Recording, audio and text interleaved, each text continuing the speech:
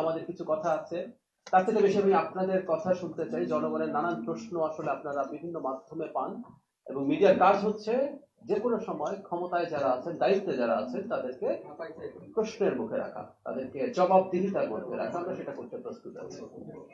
আমি প্রাথমিকভাবে সবসময় যা করি যে মন্ত্রণালয় রিলেটেড কিছু গুরুত্বপূর্ণ পদক্ষেপ যেগুলো আমাদের সরকার নিয়েছে সেগুলো নিয়ে জানাবো, তারপর আপনাদের প্রশ্নের জন্য আমরা প্রস্তুত হব। ভূমি মন্ত্রণালয়ের একটা গুরুত্বপূর্ণ আপডেট হচ্ছে এখানে ঢাকা কাঁচপুর সিলেট তামাবিল মহাসড়ক 4 লেনে উন্নীতকরণ এবং উভয় পাশে পৃথক সার্ভিস নির্বাচিত শীর্ষক প্রকল্প বাস্তবায়নের জন্য প্রস্তাবিত 12.1471 একর এবং আরেকটা এক্সপ্রেসওয়ের জন্য সেটা হচ্ছে ঢাকা আশুলিয়া এলিভেটেড এক্সপ্রেসওয়ের জন্য এবং উত্তরা সাভারে ভূমি অধিগ্রহণ করা হয়েছে।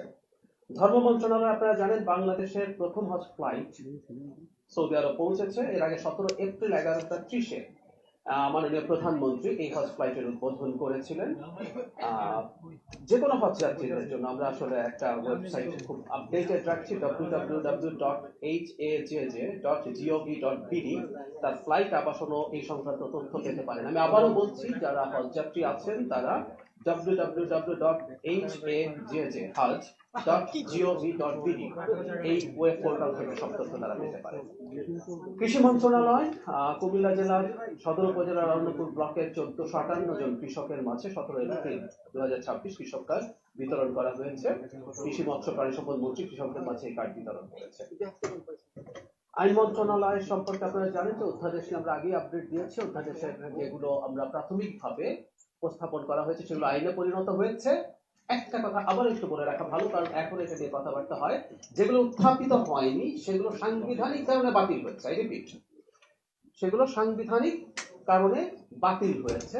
কারণ হচ্ছে এগুলো 30 দিনের মধ্যে উত্থাপিত হয়নি এই কারণে, কিন্তু এর মানে এই না এগুলো সরকার বাতিল করে দিয়েছে। এগুলো প্রত্যেকটা আবারও বিল আকারে সংসদে আসবে, এগুলো আইনে পরিণত হবে।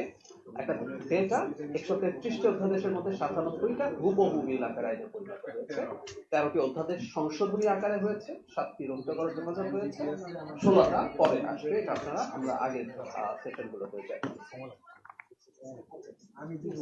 পানি সম্পদ মন্ত্রণালয়ের এটার ডেটা আমরা গত সপ্তাহে জানিয়েছি, কিন্তু একটা প্রতিবেদন আমরা এভাবে দিতে পারি।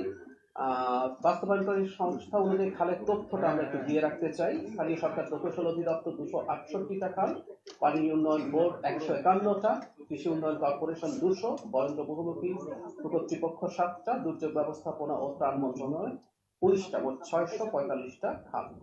আমাদের প্রাপ্ত তথ্য হচ্ছে কর্মসূচিভুক্ত খালের সংখ্যা 645, কর্মসূচিভুক্ত প্রাপ্ত তথ্য 645, দৈর্ঘ্য হচ্ছে 1260 কিলোমিটার, খননকৃত খালের প্রাপ্ত দৈর্ঘ্য 561 কিলোমিটার, অগ্রগতির হার 44.55। এই জায়গাটাকে আমি একটু হাইলাইট করতে চাই। আমরা যেটা কর্মসূচির মধ্যে এখন এনেছি সেটা 44.55, মানে প্রায় অর্ধেক সংখ্যক খাল আমরা খনন করতে পেরেছি। বাণিজ্য মন্ত্রণালয়ের একটা গুরুত্বপূর্ণ আপডেট হচ্ছে আমদানি নীতি চূড়ান্ত পর্যায়ে রয়েছে। এটা খুব দ্রুতই ব্যবসায়ীদের জন্য উন্মুক্ত করা হবে।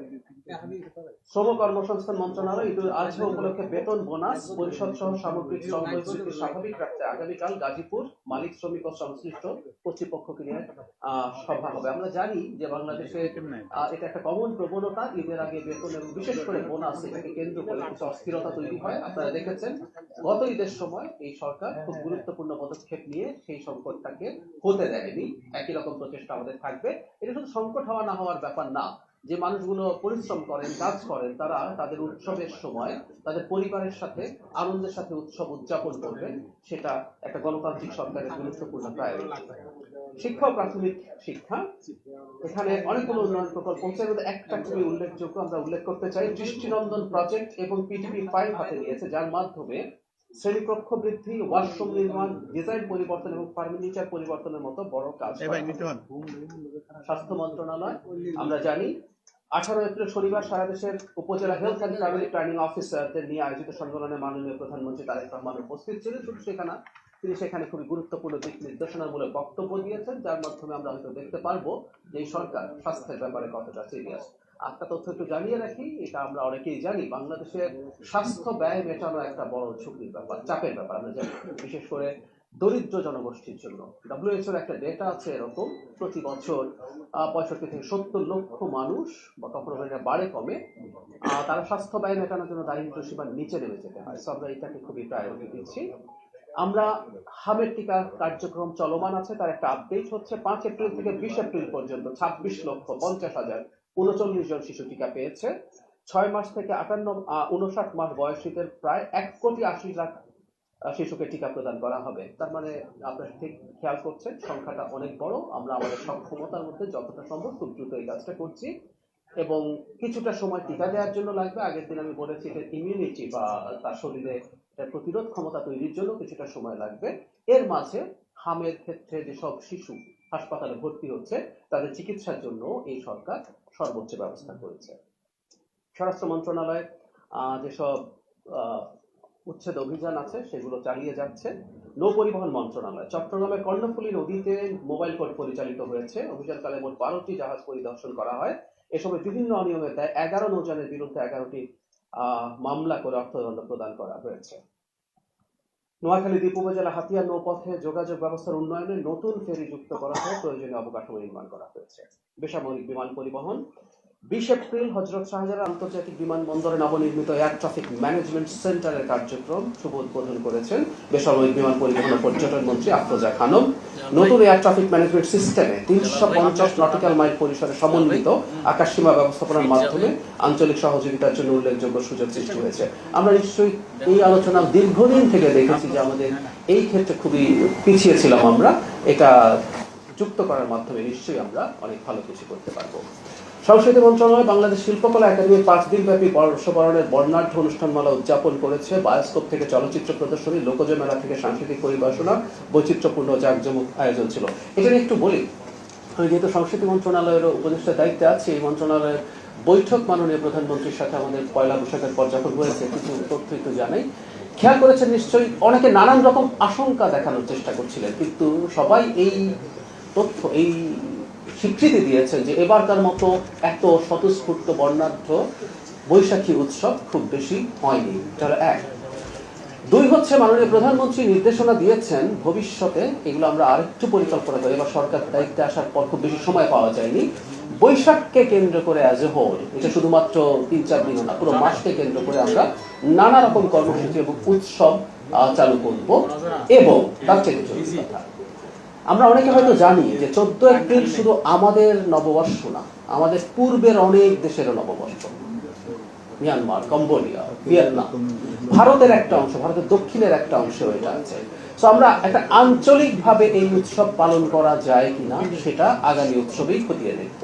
আমরা তাদের সাথে যোগাযোগ করব এবং এটা এক ধরনের কালচারাল ডিপ্লোম্যাসি তৈরি করতে পারে। আমরা তাদের সাথে কথা বলবো, তাদের প্রতিনিধিরা, সাংস্কৃতিক প্রতিনিধিরা আমাদের দেশে আসবেন, আমাদের সাংস্কৃতিক প্রতিনিধিরা ওই দেশগুলোতে যাবেন।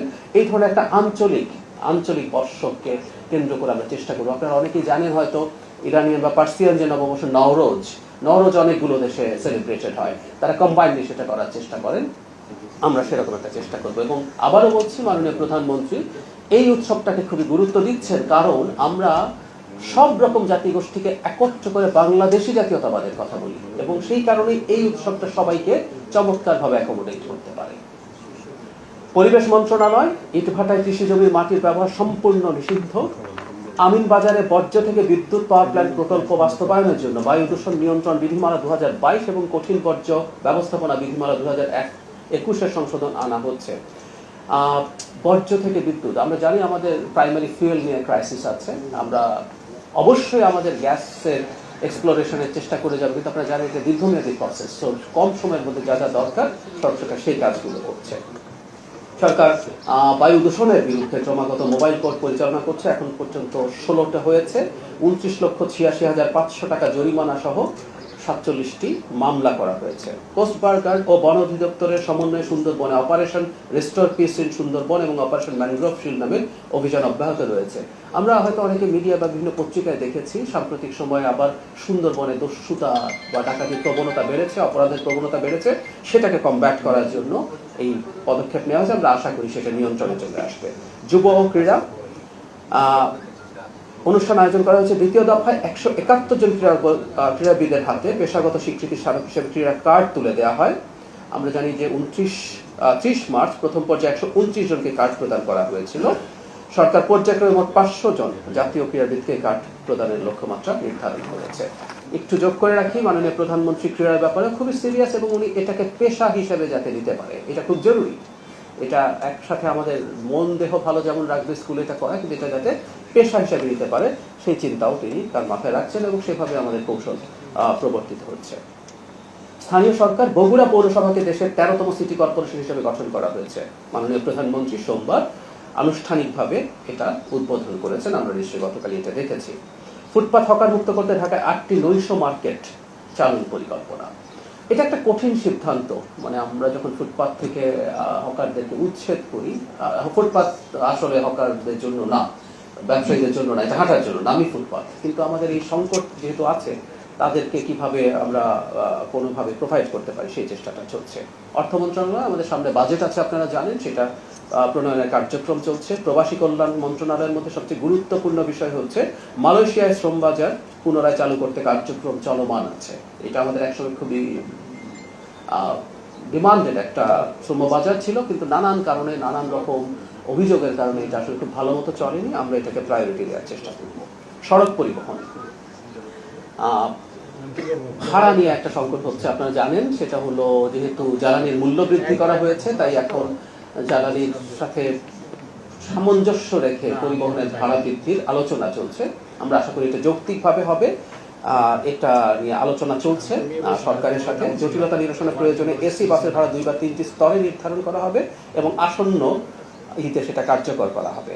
ঢাকার বাস টার্মিনালগুলোর পরিবেশ মানদণ্ডে বিশেষ করে টয়লেট ব্যবস্থাপনায় সিটি কর্পোরেশনকে নির্দেশ দেওয়া হয়েছে এবং তার ব্যবস্থা নেওয়া হচ্ছে। মৎস্য প্রাণী সম্পদ সামুদ্রিক জলসীমা 58 দিন সকল মৎস্য নৌযান দ্বারা যে কোনো প্রজাতির সামুদ্রিক মৎস্য নিষিদ্ধকরণ কর্মসূচি 15 এপ্রিল 2026 থেকে 11 জুন 2026 পর্যন্ত কার্যকর রয়েছে।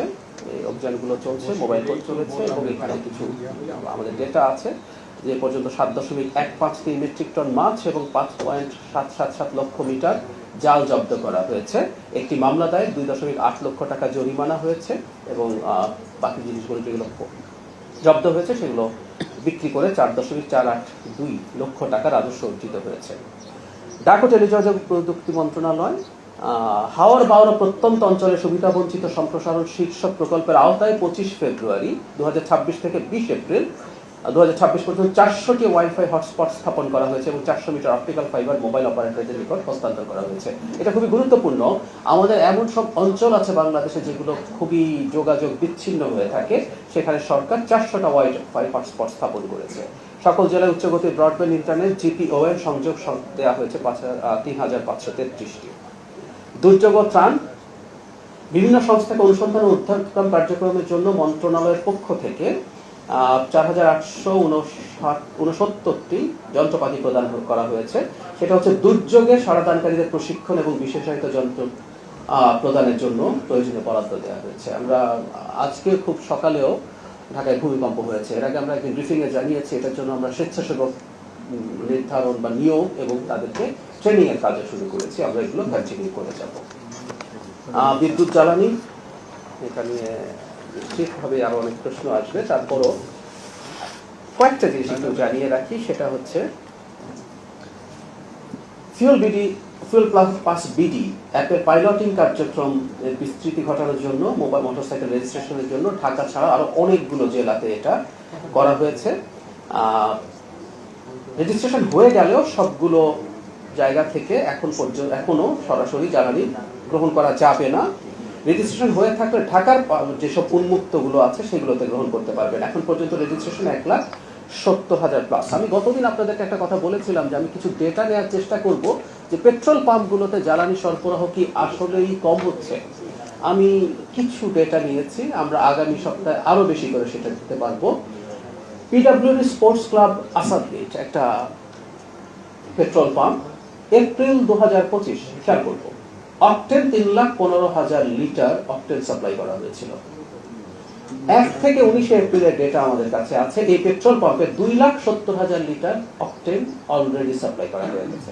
খেয়াল করুন, 3,15,000 ছিল এপ্রিল 2015 পুরো মাসে, আর এই 19 দিনেই 2,70,000 লিটার এখানে সাপ্লাই করা হয়েছে। ডিজেল 1 লাখ, একই পেট্রোল পাম্পে 1,21,500 লিটার ডিজেল সাপ্লাই করা হয়েছিল পুরো মাসে এপ্রিল 25। 1,21,500 একই পরিমাণ ডিজেল এই এপ্রিলের 19 দিনে সাপ্লাই করা হয়ে গেছে। সততা তেজগাঁও, এটা আরেকটা পেট্রোল পাম্প, সেখানে অকটেন 1,35,000 লিটার সাপ্লাই করা হয়েছিল গত বছরের এপ্রিলে। 19 দিনে এই বছরের 90,000 সাপ্লাই করা অলরেডি হয়ে গেছে। 1,35,000 এটা 90,000। ডিজেল 3,01,000 সাপ্লাই করা হয়েছিল লিটার, এটা 19 দিনে 1,80,000 সাপ্লাই করা হয়েছে। পূর্বাচল ট্রেডার্স পরিবার, এটা অকটেন 76,500 লিটার সাপ্লাই করা হয়েছিল গত বছরের এপ্রিলে, এবার 36,000 সেটা। পেট্রোল 58,500 ছিল, এটা বেড়েছে বরং এই 19 দিনেই 67,500। যে কথাটা আসলে বলতে চেয়েছিলাম যে আমরা আরো ডেটা দেব। কিছু কিছু পাম্পে যে কম ফিউল যায়নি তাও না, আমরা আবার এটাও বলছি না যে সবাইকে বেশি বা কম দেওয়া, মানে বেশি বা সমান দেওয়া হয়েছে। কিছু কিছু ক্ষেত্রে সাপ্লাই শর্টেজ আছে। আমরা এর আগে একদিন দেখিয়েছিলাম যে ওভারঅল সাপ্লাইয়ে 10 to 15% একটা শর্টেজ আছে, যেটা আসলে একটা গ্লোবাল ট্রেন্ড। আমি যেগুলোর নাম বললাম সেগুলোতেও যদি আপনি যান, যেখানে সাপ্লাই বেশি আছে সেখানেও লাইন দেখবেন। এই বেশিটা বলার কারণ হচ্ছে এটা, এখন ডিমান্ড আগে যা ছিল তার 3-4 গুণ ডিমান্ড তৈরি হচ্ছে, এবং অনেকে আমাদের আবারও বলতে চাই যে এক ধরনের প্যানিক বাইং হচ্ছে। এই কারণেই আসলে সংকটটা চলছে। আমি শেষ করব তার আগে মজুদের পরিমাণটা সর্বশেষ যদি জানিয়ে দেই। এটা হলো এই মাসের 19 তারিখ পর্যন্ত ডিজেল 1,22,633 মেট্রিক টন আমাদের এখানে মজুদ আছে। Octane 27,602 metric ton, petrol 18,454 metric ton, jet fuel 21,382 metric ton. যেমন মজুদের খুব বড় সংকট নেই, সাপ্লাইয়েরও খুব বড় সংকট নেই, আরো জাহাজ আসছে।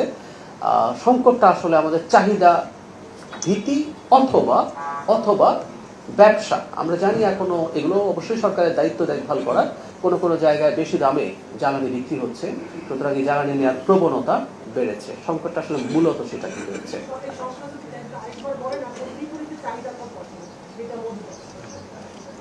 আমাদের চাহিদার কত সেটা আসলে খুবই মানে সাবজেক্টিভ প্রশ্ন হয়ে গেল। কেন বলছি, আমাদের তো একটা চাহিদা আছে।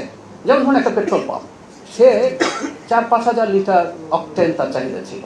পত্রিকা আপনি পাবেন, কেউ একজন বলছে আমার 5,000 লিটার চাহিদা ছিল। এখন এই চাহিদা শব্দটা এখন পাল্টে গেছে, সমস্যাটা এই জায়গায়। এখন আপনি চাহিদা বলতে যেই চাহিদা আমাদের এখন তৈরি হয়েছে, এই চাহিদা আসলে মেটানো যাবে না, এই কথাটা একটু বলতে চাইছি।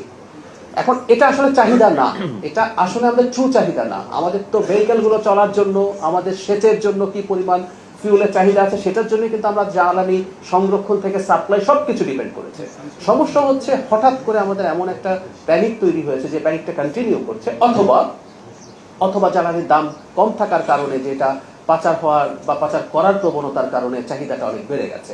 সেই জন্য বলছি যে ওই চাহিদাকে যদি আপনি বেস ধরেন তাহলে আসলে চাহিদা এটা মেটানো যাবে না। আবারও বলছি ওটা আসলে চাহিদা না, ওটা কোনোভাবে, এটা 3 বা 4 গুণ এখন চাহিদা তৈরি হয়েছে। আমরা এটাকেই চেষ্টা করছি, আমরা যতটা সম্ভব আমরা কথা বলে, আপনাদের মাধ্যমে আপনারাও বলে এটাকে যাতে কমিয়ে আনা যায়। আমি শেষ করছি, এবার আমি আপনাদের প্রশ্ন নিতে শুরু করবো।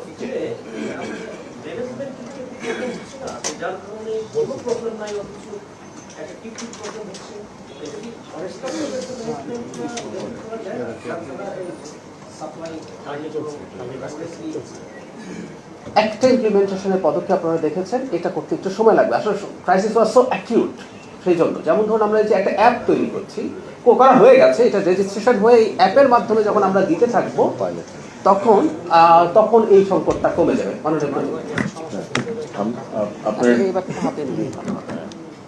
আপনার প্রশ্নটা একটা হচ্ছে, দেখেন আমরা কিন্তু প্রায় 5.6 লক্ষ লিটার তেল উদ্ধার করা হয়েছে, যেগুলো মজুত করে রাখা হয়েছিল। তো সবাই যদি একটু স্বচ্ছতার মধ্যে এবং সচেতনতা থাকে, আমার মনে হয় এই ক্রাইসিসটা আমরা খুব ইজিলি হ্যান্ডেল করতে পারবো। এবং গতকালকে সংসদে এই নিয়ে একটু আলাপ আলোচনা হয়েছে।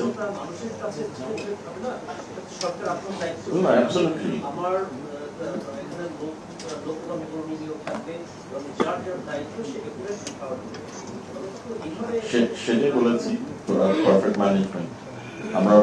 আমার মনে হয় আমরা যেসব পদক্ষেপগুলো করেছি, আমরা যে পদক্ষেপগুলো নিয়েছি, এগুলো নিয়ে সংকট অতি সত্বর নিরসন করা যাবে বলে মনে হয়। এটা কিন্তু শুধু বাংলাদেশের ইস্যু নয়, ইটস ওয়ার্ল্ড ওয়াইড ইস্যু। গতকাল নিশ্চয়ই আপনি সংসদ অধিবেশন যদি আপনার শোনা থাকার সুযোগ হয়ে থাকে, নিশ্চয়ই দেখেছেন বিরোধী দলের নেতাও বলেছেন ইটস এ ওয়ার্ল্ড ক্রাইসিস। এটা যে শুধু বাংলাদেশে হচ্ছে তা কিন্তু না, কিন্তু আমরা চেষ্টা করছি, আমাদের তেল মজুদ আছে, আমাদের ক্যাপাসিটি অনুযায়ী আমরা তেল আনছি, আরো তেল আসবে, কিন্তু সবাইকে এই যে প্যানিক বাইং, উপদেষ্টা মহোদয় যেটা বললে প্যানিক বাইং যেন না হয় সেই দিকে একটু নজর রাখতে হবে, এবং তেল অন্য কোথাও চলে যাচ্ছে কিনা সেটাও একটু আমাদেরকে খেয়াল রাখতে হবে। এবং এই বিষয়ে আপনাদেরকেও, আপনাদের সহযোগিতাও চাই যে আপনারাও এই যে এখানে তেলগুলো উদ্ধার হচ্ছে, মজুদ রাখা হচ্ছে, আমরা সরকার কিন্তু চেষ্টা করছে যে এই এরকম যেন ঘটনা যেন না ঘটে, বা ঘটনা না ঘটার জন্য যে পদক্ষেপ নেওয়া হচ্ছে। Thank you. সেকেন্ড, সিদ্ধান্ত রয়েছে এবং বলছিলেন যে এসি বাসের ক্ষেত্রে 3 স্তরটা কি, এটা যদি একটু ব্যাখ্যা করেন। আরেকটা বিষয় একটু সংযুক্ত করতে চাই, যেহেতু উপদেষ্টা এখানে আছেন, সেটা হচ্ছে যে বাসের ভাড়া বাড়লে, জ্বালানি মূল্য বৃদ্ধির কারণে জীবনযাপনের ব্যয়, বাস ভাড়া যখন বাড়বে তখন কিন্তু বাজারে একটা বড় প্রভাব পড়বে। তাহলে সরকার দায়িত্ব নেওয়ার প্রায় 60 দিনের মাথায় এসে জনগণের জন্য কি নতুন চ্যালেঞ্জ আসছে বাজারে? আচ্ছা, নামটা বলেন একটু প্লিজ, নামটা বলেন। আমার নাম শারমিন মীরা, আমি একাত্তর টেলিভিশনে আছি। ওকে, আলোচনা চলছে ভাড়া শুধু বাস না, আসলে জীবনযাত্রার ব্যয়ের উপরে বেশি প্রভাব পড়বে ট্রাকের ভাড়ায়। আমি আপনাকে আরেকটা, আপনি যেটা মিস করেছেন বললাম, এখন এই অ্যাডজাস্টমেন্ট ইজ আ মাস্ট। চলো 1 নম্বর কথা, আমরা চেষ্টা করছি, যেটা আমাদের এই আলোচনা চলছে, এটা কত নাগাদ না, রাদার আমরা বলি যে একটু সময় নিয়েও যদি আমরা একটা বেটার ঠিক, সরকারের কাজ কিন্তু শুধু জনগণ বলতে যাদেরকে বুঝি, ভোক্তার স্বার্থ রক্ষা না। একটা কথা মনে রাখতে হবে, একটা সরকার কিন্তু ব্যবসায়ীদেরও সরকার। যে মানুষটা বাস চালান, যে মানুষটা ট্রাক চালান, তিনিও এই রাষ্ট্রের নাগরিক, এই সরকার কিন্তু তারও সরকার। সুতরাং তিনি, তার উপরে এমন কিছু করা ঠিক হবে না যাতে তার ব্যবসা না হতে পারে। এটা গেল 1 নম্বর কথা। সরকারের কাজটা কি? সরকারের কাজ হচ্ছে দুই পক্ষের মাঝখানে থাকা। সবাই, আবার সরকার কিন্তু কারো পক্ষ না, সরকার সবার সরকার। সরকার চেষ্টা করবে এমন একটা পয়েন্টে আসা যেখানে সবার কম ক্ষতি হয়। আমরা খেয়াল করি, আমি আগে একদিন বলেছিলাম এই সংকটে আমাদের প্রত্যেকের ক্ষতি হবে, এটা মেনে নিতে হবে। এটা সারা পৃথিবীতেই হচ্ছে, এমন কোনো কিছু হতে পারে না যে সবাই বা কেউ একটা অংশ এটা থেকে দূরে থাকবে। তো সরকারের উদ্দেশ্য থাকবে এভাবে বলা, যেহেতু সংকটটা আছে, যতটা ভাড়া বাড়া উচিত লজিকলি মনে হয় তার থেকে কিছুটা কম করা, তাতে তারাও কিছুটা ছাড় দিলেন। আবার জনগণের কিছু ভাড়া তো বাড়বেই, এবং দ্রব্যমূল্য বাড়বে, এটা বলে রাখা ভালো। কারণ হচ্ছে ট্রান্সপোর্ট বেড়ে যায়, ট্রান্সপোর্টের খরচ বেড়ে যায়। সরকারের কাজ কোনটা? আসলে সরকারের কাজ হচ্ছে মূল্য যৌক্তিকভাবে যতটা বাড়ার কথা, বৃদ্ধিটা যাতে অতটুকু হয়। আমাদের একটা প্রবণতা আছে, যখনই তেলের দাম বাড়ছে, ভাড়া বাড়ছে, দ্রব্যমূল্য ওই অজুহাতে যতটুকু বাড়ার কথা তার চেয়ে অনেক বেশি বাড়ছে। আমরা চেষ্টা করব আসলে এই জিনিসটাকে নিয়ন্ত্রণে রাখার জন্য। জনগণকে আবারও বলছি, কিছুটা কষ্ট করতে হবে, প্রত্যেকটা মানুষ কষ্ট করছে। তবে আমরা যে চেষ্টাটা করে যাব সেটা হচ্ছে সবচেয়ে ভালনারেবল যে মানুষগুলো, সরকার যেটা করতে পারে, কিছু কিছু চাপ কারো কারো জন্য, এই যে আমি বলে ফেললাম যে কষ্ট হবে, সহ্য করে, এটা সহ্য করা সবার জন্য সোজা না। একটা ডিমের দাম যখন 1 টাকা 2 টাকা বেড়ে যায়, কিছু কিছু মানুষের জন্য 2 টাকা ডিমের দাম বৃদ্ধি তার শিশুকে একটার জায়গায় অর্ধেক ডিম দেবো কিনা এই সিদ্ধান্তে নিয়ে যেতে পারে। সো ওই গ্রুপটা বা ওই মানুষগুলোর জন্যই আমরা প্রয়োজনে অন্য কর্মসূচি বাড়াবো।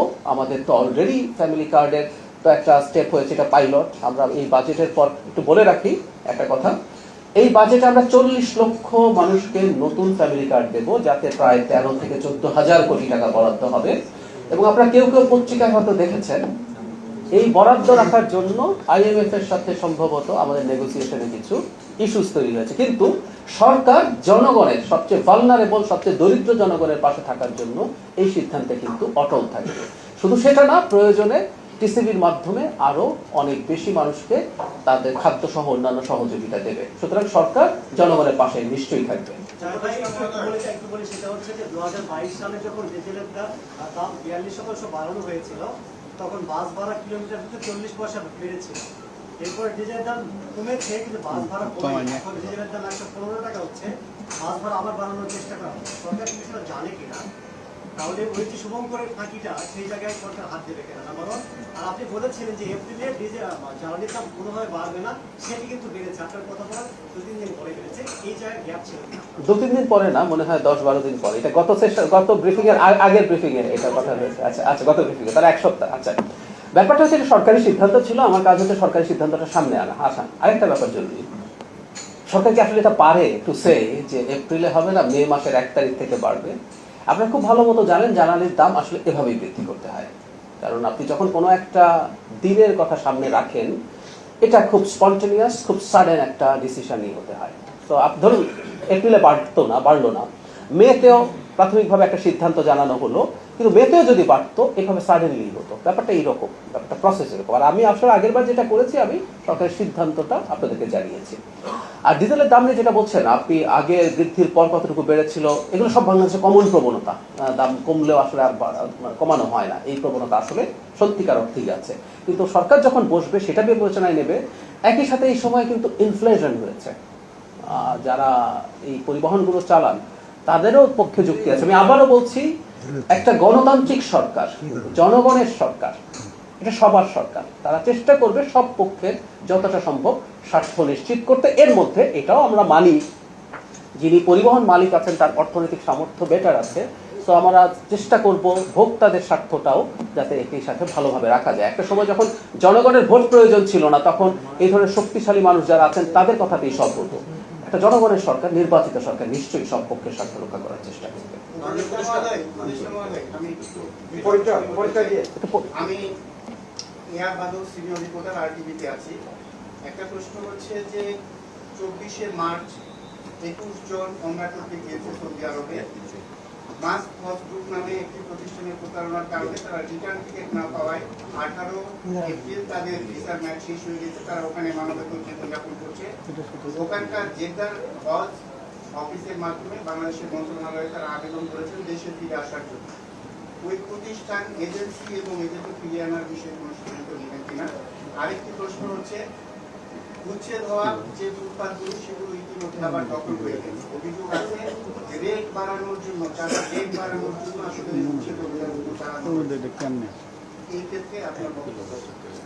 আচ্ছা, আপনি যেটা প্রথম বললেন হজের, নিশ্চয়ই এটা ইনফরমেশনটা লিখে নেওয়া হয়েছে, আমি জানতাম না, আমি স্বীকার করছি। তবে সংশ্লিষ্ট মন্ত্রণালয় নিশ্চয়ই জানেন, সেই ব্যাপারে কাজ অবশ্যই সরকার করবে। যারা এই প্রতারণা করেছে যদি সেটা প্রমাণিত হয়, মানে দুটো ব্যাপার, একটা হচ্ছে অভিযোগ, প্রায় একটা কথা বলার চেষ্টা আমরা করি, সেটা হচ্ছে যিনি ভুক্তভোগী হয়েছেন কিন্তু একই সাথে যে এজেন্সি কাজ করছে তিনিও এই রাষ্ট্রের নাগরিক, তারও ন্যায় বিচার পাওয়ার অধিকার আছে। আমরা খতিয়ে দেখতে চাই যে এখানে তাদের দিক থেকে কি কি হয়েছে, যদি সেটা দোষী হয় অবশ্যই সেটার ব্যবস্থা নেওয়া হবে।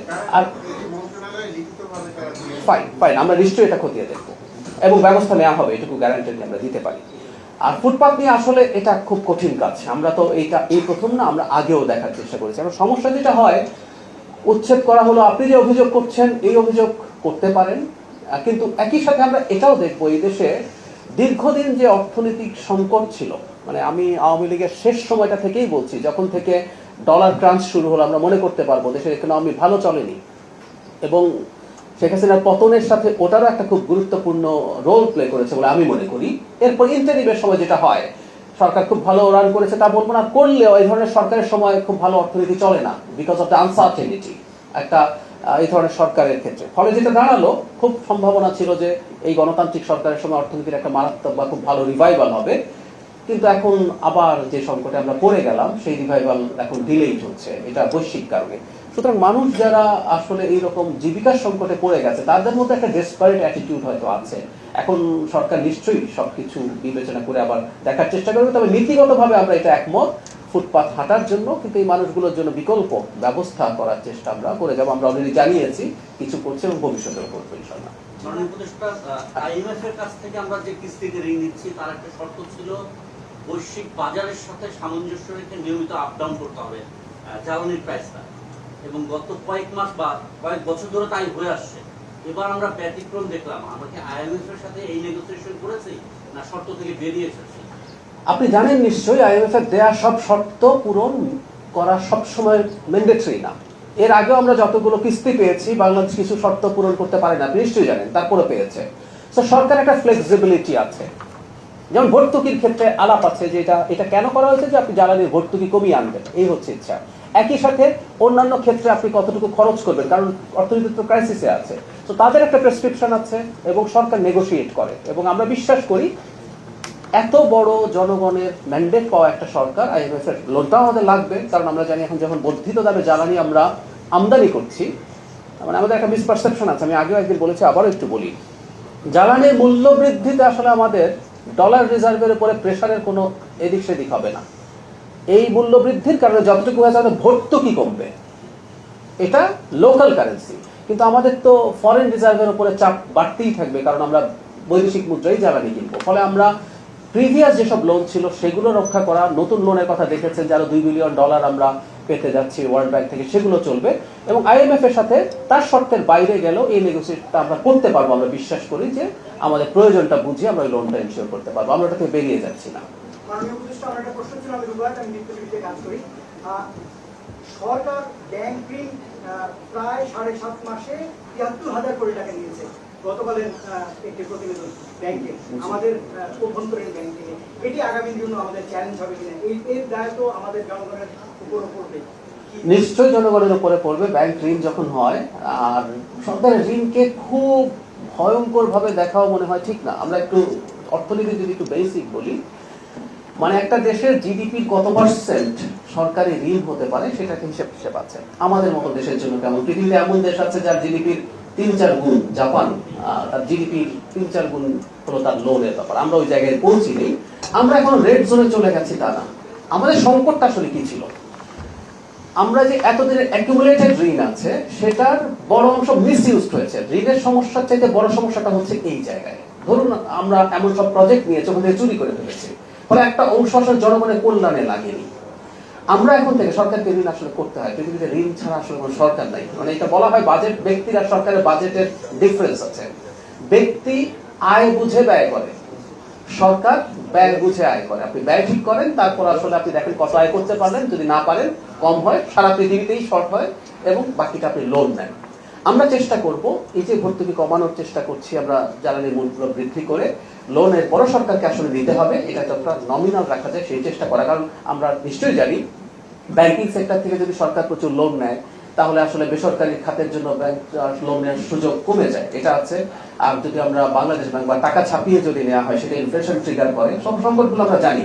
কিন্তু আমি এই কথাটা বলতে চাই, সরকার যদি লোন নেয়, লোন নেবে সেটা জনগণের কল্যাণের জন্যই হবে, এই টাকা চুরি হবে না। আমরা আগের সাথে একটা বেসিক ডিফারেন্স হচ্ছে এটা।